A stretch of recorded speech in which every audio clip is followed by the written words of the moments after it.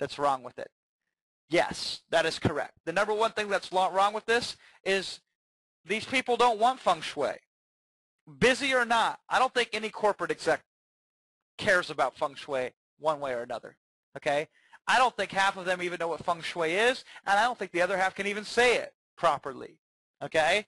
So you're not going to hit a home run selling something to a market that doesn't want what you have to offer. Or in other words, you ain't going to get rich selling Bibles to Muslims, right? You ain't going to get rich doing that. So that one's wrong. Second one, business planning 101. Okay, there's several things that are wrong with this product. But what's the number one thing that is wrong with this product? Yes, it is too broad. Okay, Business Planning 101, you're competing with the biggest publishers in the world because they go after the broad stuff. But how are we going to get somebody's attention by going after something so broad? We can't live a long enough life to get their attention to do that. We're screwed, right? So that ain't going to work because it ain't focusing on a very specific target audience that we could reach. Third thing, the complete A to Z guide to real estate. There's a lot of things wrong with this product, but what's the number one most important thing that is wrong with this product? You ain't going to be able to create it in one sitting. It doesn't have one solution to one problem, and it ain't going to be given in one sitting, right? Too big. Okay, what about the next one? Money-making tactics for preteens. Okay, they might want it. It might be specific. You could create it in one sitting. How are they going to pay for it? Right? How are they going to buy it? Now you laugh and say, Jason, that's obvious. But as one of my biggest mentors, Jim Rohn, would say, success is a study of the audience. Obvious. But it's a refined study of the obvious. Okay, it's a refined study of the obvious. You might laugh at this thing, but I'll tell you, I see so many coaching clients, so day in and day out, until I stop them, going after markets that just don't have any money to buy their stuff. Final one. This one is the hardest one of all. How to make your own deodorant. What's the number one problem that's wrong with this? Okay, you could create it in a day, right? One sitting. There are people who want this. I know for a fact there are. Okay, it could be one problem, one solution. The problem is it stinks, right? No, that's not the problem. The problem is there's not a big enough market to give you a six-figure a year income from that product. The market's too small. Okay? So this is 101 stuff right here. This is the beginner stuff. Once you understand that, let's go a step further. Make $500 in 24 hours. What's right with that product? That one's obvious. You could solve it with one solution to one problem, do it in one sitting, if you could deliver on it, right? And this is a market where people can pay for it, and it's a big enough market where you can make six figures on it, okay? Somebody says, but it's a scam, okay? Well, that's fine. If it's a scam, guess how much money, guess what business they're going to have in 2 or 3 years? Not hardly any, okay? So if you want to go out and create a product that you can't deliver on, go for it. You're not going to get anywhere with it, though. It's stupid.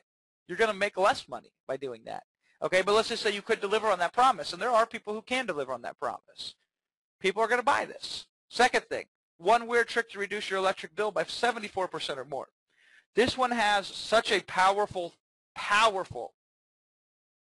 underlying thing to it. I don't think a lot of people realize, but this is one of the biggest factors for building a six-figure product. It is specific, but that's not the most powerful component of this. Specificity helps, but it's not the most powerful component of it. Demand is not the most powerful component of it. The market size, the weird trick is not the most powerful component of it. Here is the most powerful component, and listen very closely to this. This is so powerful, okay?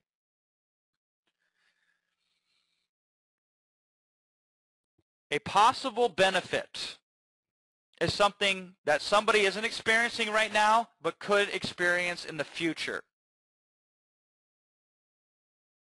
A problem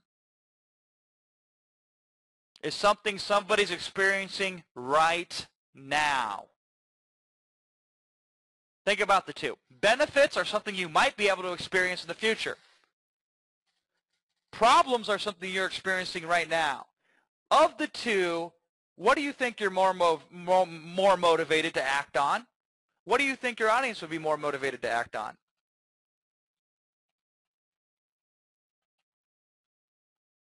Yeah, exactly.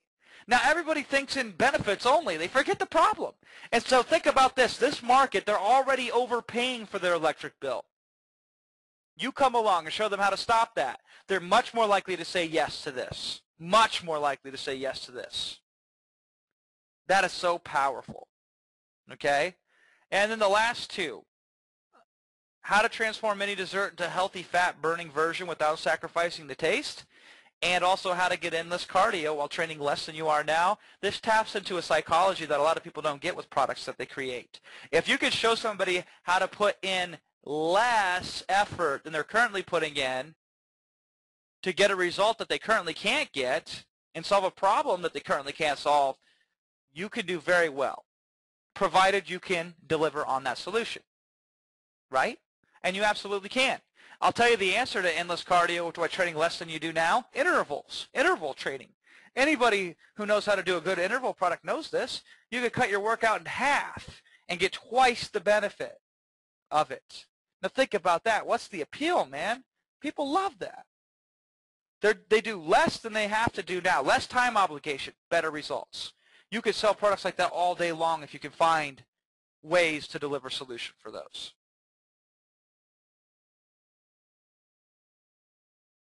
Digging deeper, okay? Justifiably free. Products that are justifiably free, meaning that you make more from the product than you pay for the product, or you save more from the product than you paid for the product, those things can be home runs. Pain point elimination, like we said.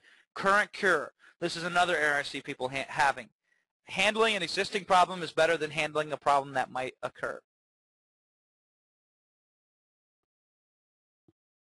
Easiest path, create a one-on-one product that can be reasonably justified as free, promises a very specific result in a very specific time without the calming sticking points and pains that people are normally used to experiencing. Bonus points is if you can do that while reducing time and effort expelled, and bonus points is if you're handling a specific problem that they're currently experiencing. You understand that and you do one-on-one product creation, you can write your own ticket. Does this work?